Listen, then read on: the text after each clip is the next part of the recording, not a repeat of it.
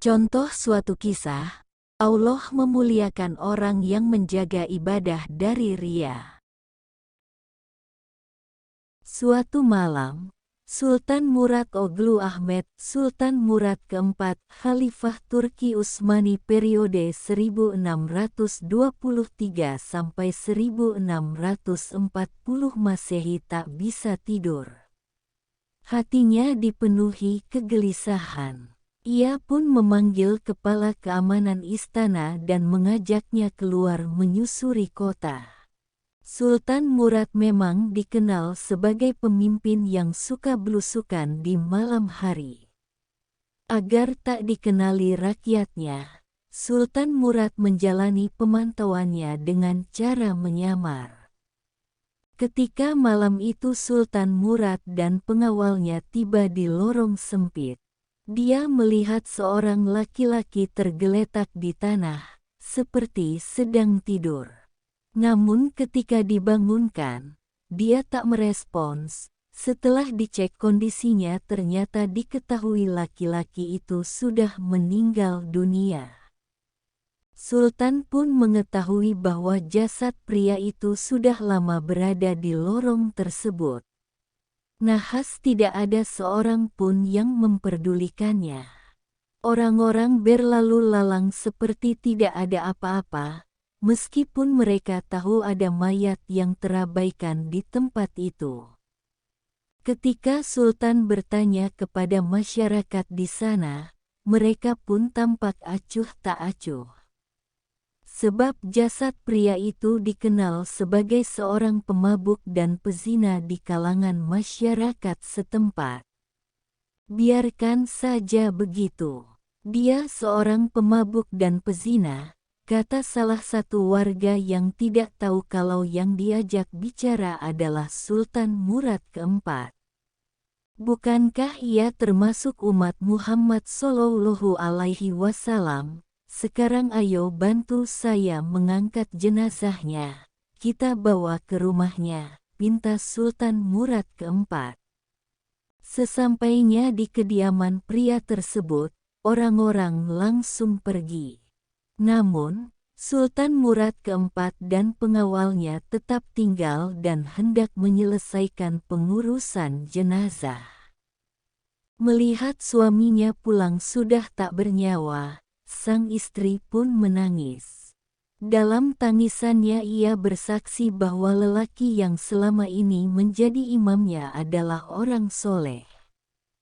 Semoga Allah merahmatimu, wahai waliullah. Aku bersaksi bahwa engkau termasuk orang yang salih. Pernyataan dan doa itu pun membuat Sultan Oglu Ahmed terkejut. Sejauh ini, ia hanya mendengar bahwa jenazah yang baru saja dibopongnya adalah lelaki yang gemar minum alkohol dan berzina. Tidak seperti yang disampaikan sang istri. Bagaimana mungkin dia termasuk wali Allah, sementara orang-orang membicarakan tentang dia begini dan begitu, sampai-sampai mereka tidak peduli dengan kematiannya. Sang istri pun akhirnya membuka dan menyampaikan amalan yang selama ini dilakukan suaminya.